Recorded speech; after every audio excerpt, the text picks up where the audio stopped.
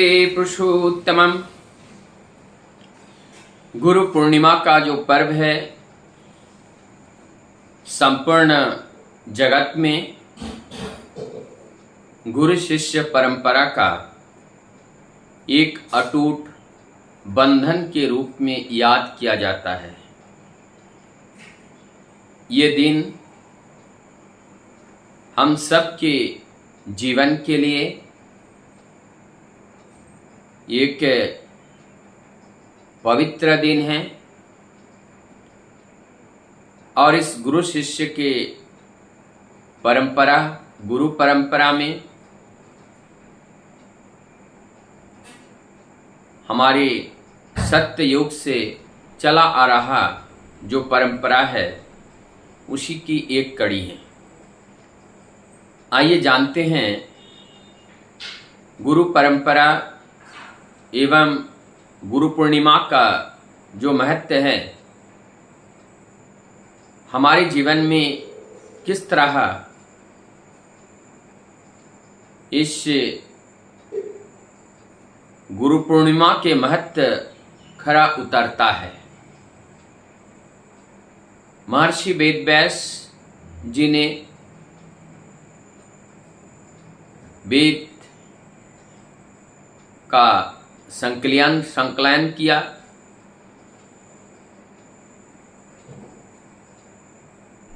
महर्षि वेदव्यास के जन्म जयंती के उपलक्ष्य में भी इस गुरु पूर्णिमा का त्योहार मनाया जाता है। पहले इस गुरु और पूर्णिमा का अर्थ को समझे। गुरु का अर्थ हम निरंतर समझते आए हैं। गुरु का अर्थ होता है बड़ा। गुरु का अर्थ होता है गुरुत्व बढ़ना, शक्ति और सामर्थ्य से भर जाना। और गुरु का ये दो शब्द से बना हुआ है, गु और रू। गु का अर्थ होता है अंधकार और रू का अर्थ होता है प्रकाश। यानी जो हमें अंधकार से प्रकाश की ओर ले जाएं, वो गुरु है। पूर्णिमा एक विशेष पर्व और पूर्णिमा का शाब्दिक अर्थ पूर्णत्व से है। जिस तरह से पूर्णिमासी का चंद्रमा जब हम देखते हैं, उनकी जो प्रकाश है कितना निर्मल, कितना पवित्रता, कितना स्वच्छता, चारों ओर आलोक ज्योति से प्रकाशित कर देते हैं। और इस पूर्णत्व हमें पूर्णत्व की ओर ले जाने का मैसेज प्रदान करते हैं।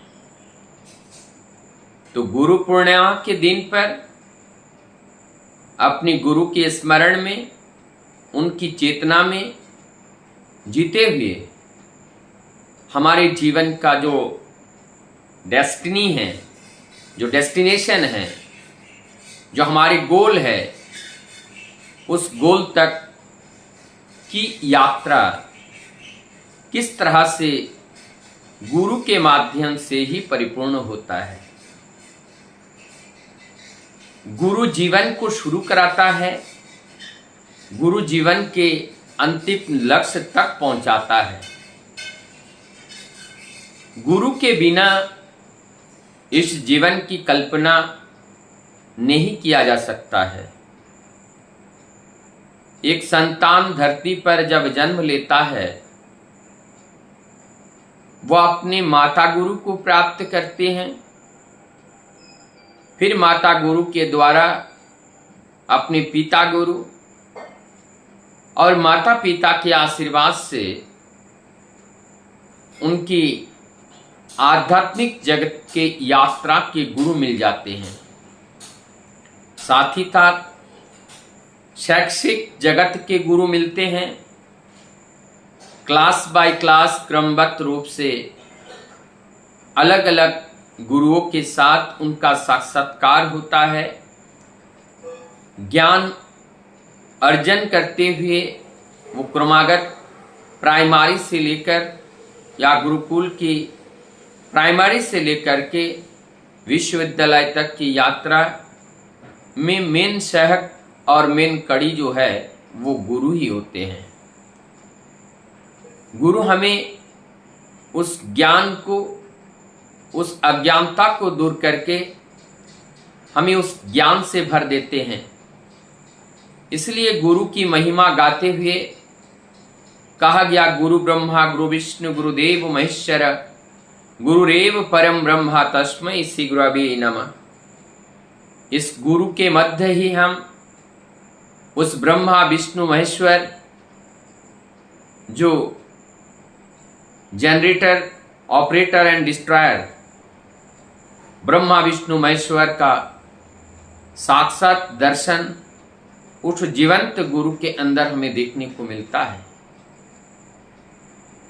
इसमें बहुत सुंदर और एक गुरु प्रणाम में बताए जाते हैं, अज्ञान तिमिरंधस्य, हमारी अज्ञान रूपी अंधकार को दूर करके ज्ञान रूपी आलोक को वो जलाने वाला जो आदर्श होते हैं वही हमारे जीवन के गुरु हैं। हम लोगों ने देखा गुरु के साथ का जो जीवन और गुरु विहीन जीवन, गुरु विहीन जीवन ठीक उसी प्रकार का होता है नमक विहीन सब्जी। जिस सब्जी बहुत महंगा हो, मसाला बहुत डाला गया हो, लेकिन नमक ना पड़ा हो, तो बिन नमक के स्वाद बेशुदा सब्जी, ये बिन गुरु वाला स्वाद हमें लगता है। लेकिन जीवन में जब गुरु की प्राप्ति होती है, गुरु की महिमा के बारे में जानते हैं, गुरु के प्रति हमारा श्रद्धा जागृत होती है, तभी हमारे जीवन में अनुराग, भक्ति, प्रेम, दया, माया, करुणा, ये सारे दैवीय गुणों से भर जाते हैं। गुरु ही जीवन का सर्वस्व होना चाहिए। जो व्यक्ति गुरु को महिमा गाते हैं, गुरु का गुणागुण करते हैं, गुरु के निर्देश को माथे पे लेकर अपने हस्त और पैरों के द्वारा, अपने शरीर के द्वारा 100% मूर्त करता हुआ वो जीवन जो चलाता है, निश्चित रूप से गुरु का आशीर्वाद उन्हें प्राप्त होता है। परम दयाल श्री ठाकुर जी आशीर्वाद के बारे में कहते हुए कहते हैं, आशीर्वाद का अर्थ ही होता है अनुशासनवाद। जो गुरु के बात को बिना प्रश्न और बिना संकोच से उसको अंजाम देते हैं, उसको करने का प्रयास करते हैं, निश्चित रूप से उनके जीवन का अंधकार, उनके जीवन का जो बादल है, दुख का बादल है, परेशानी की बादल है, निश्चित रूप से छट जाता है। हम लोगों ने एकलव्य की बात सुने हैं, किस तरह से एकलव्य ने द्रोणाचार्य की मूर्ति को बनाकर उन्होंने धनुष विद्या सीखे। गुरु के बिना ये जीवन अधूरा होता है। इसका प्रमाण हम लोगों ने भगवान राम, भगवान कृष्ण, भगवान बुद्ध सबके गुरु थे। गुरु विहीन किसी का जीवन नहीं है। जब जीवन में गुरु को धारण करते हैं और गुरु के निर्देश से जीवन को चलाते हैं, तो ये जीवन पूर्णत्व की ओर जाता है। क्योंकि गुरु ऐसे भंडार हैं जहाँ पर इस जगत के संपूर्ण वैशाल्य जिनके अंदर छिपा हुआ है। इसीलिए उस सद्गुरु को जीवन में धारण करके चलना चाहिए। गुरु का निंदा कभी नहीं करना है।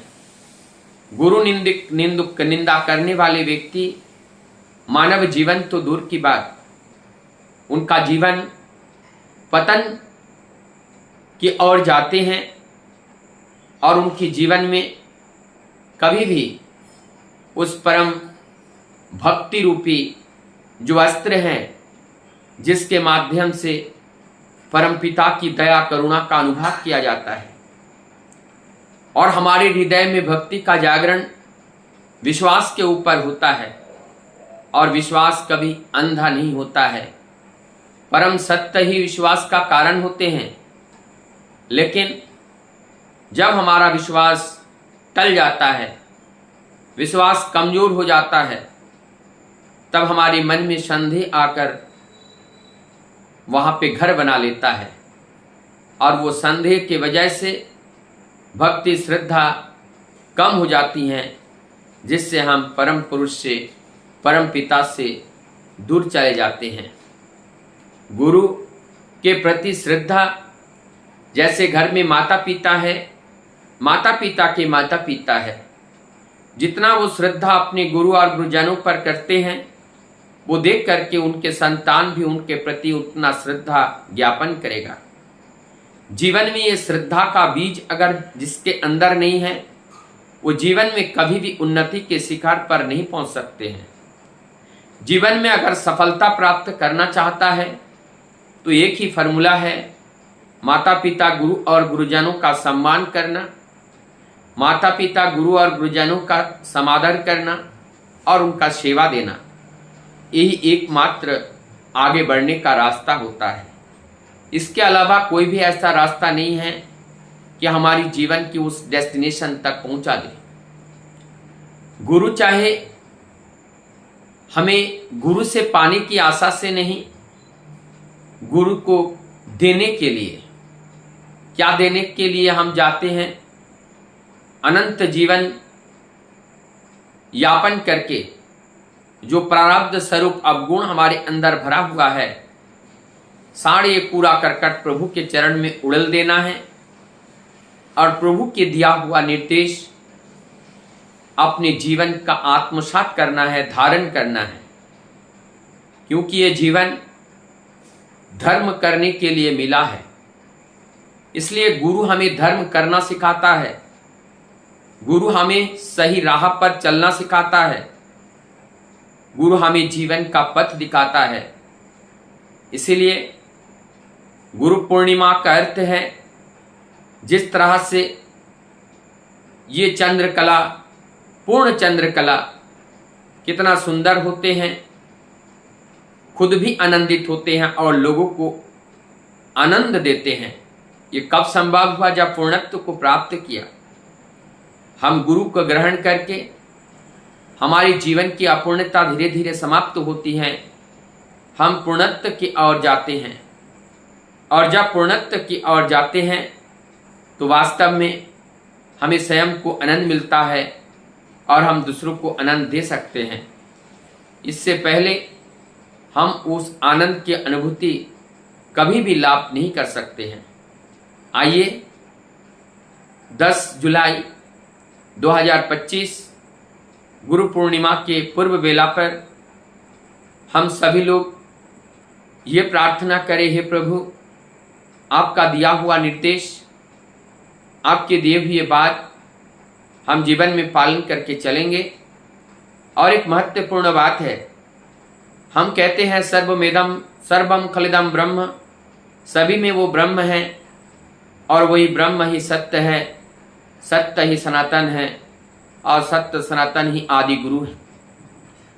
जब हम सब में उस गुरु भाव, सर्वदेवमय गुरु, सभी देवताओं में वो गुरु हैं के रूप में हम उसको दर्शन करते हैं, क्योंकि सभी देवताओं का अनुसरण करके वो एक एक गुण के अधिकारी होते हैं।